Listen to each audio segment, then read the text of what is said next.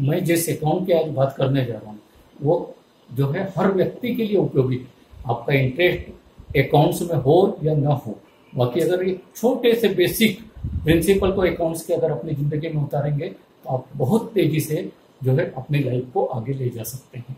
मैं बात कर रहा हूँ, मैं कोई आपको एंट्री नहीं सिखाने वाला हूँ कि कैसे डेबिट की एंट्री करना, कैसे क्रेडिट की एंट्री करना। मैं सिर्फ जो है फाइनल जो हमारा बैलेंस शीट आती है उस पर बात करता हूँ। बैलेंस शीट क्या होती है? बैलेंस शीट किसी भी इंस्टीट्यूट की फाइनेंशियल जो है स्टैंडिंग को बताती है कि वो फाइनेंशियली कितनी वीक है, कितनी स्ट्रांग है। पिछली बैलेंस शीट से इस बार की बैलेंस शीट जो है उनकी स्ट्रांग हुई है या वीक हुई है, ये सब कुछ बैलेंस शीट जो है दिखाती है। बैलेंस शीट की अगर बात करें तो बेसिक इक्वेशन बैलेंस शीट की क्या है? Assets equal to liabilities plus owners equity. Assets मतलब क्या है कि जो भी आपके इंस्टीट्यूट में पूंजी है वो असेट्स हो गए, और लाइबिलिटी मतलब जो देनदारियां हैं, जो कि आपके ऊपर कर्जे हैं या जिम्मेदारी है जिनको आपको चुकाना है। और थर्ड थिंग जो बचती है वो ऑनर्स इक्विटी, मतलब जो ऑनर की पूंजी जो कि उसने लगाई थी के बाद में बैलेंस शीट अगर इंप्रूव होती गई तो बढ़ती जाएगी, और अगर लॉस में गई कंपनी तो घटती जाएगी। अब मैं यहाँ बताऊं कि हमें क्या करना चाहिए कि जिंदगी की बैलेंस शीट को हमेशा देखते रहना चाहिए। जिंदगी की बैलेंस शीट को कैसे देखें उसको समझाने के लिए पहले मैं बताता हूँ आपको कि असेट्स में क्या क्या आता है। असेट्स में की अगर हम बात करें तो जैसे अगर आपके पास में अगर हो सकता है मकान हो सकता है, या और कुछ जो है बैंक बैलेंस हो सकता है, जो है एफडीज में पैसा आपका जमा हो सकता है, या फिर जो है इस तरह की कोई भी पूंजी नगद में पैसा आपके पास हो सकता है। ये सब क्या है?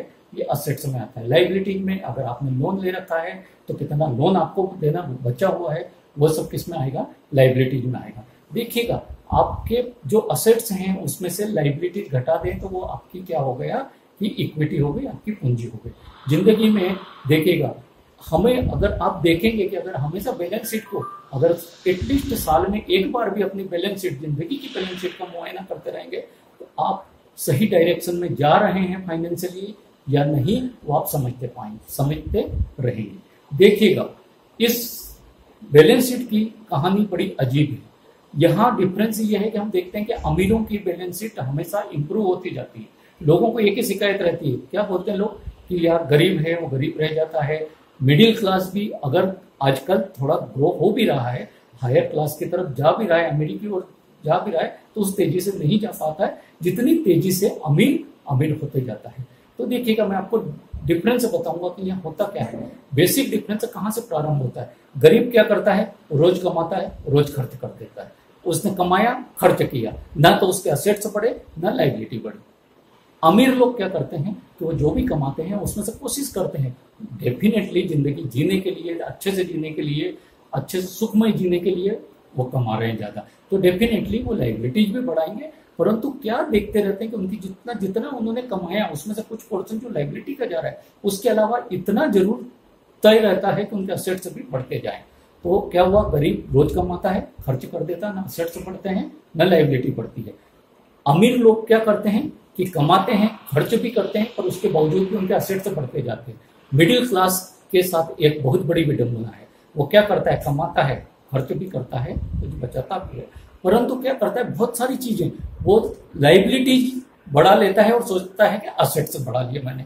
क्या हो? वह एक मिडिल क्लास की नौकरी चालू की, उसके बाद में क्या थोड़ा सा पैसा बचा, उसने जो है क्या किया? महंगी सी बाइक खरीद ली। अब महंगी सी बाइक खरीद ली, वो सोचता क्या है कि मैंने असेट्स बढ़ा लिए, जबकि बाइक क्या है कि अगर वो उसके काम में अगर वो बढ़ावा दे रही है तब तो वो इन्वेस्टमेंट माना जा सकता है, अदरवाइज वो क्या लाइबिलिटी है। बाइक की मेंटेनेंस लगेगी, डेप्रिसिएशन होगा, पेट्रोल का खर्चा लगेगा, क्या हो गया? लाइबिलिटी। और वो सोचता क्या कि मैंने असेट्स बढ़ा लिए।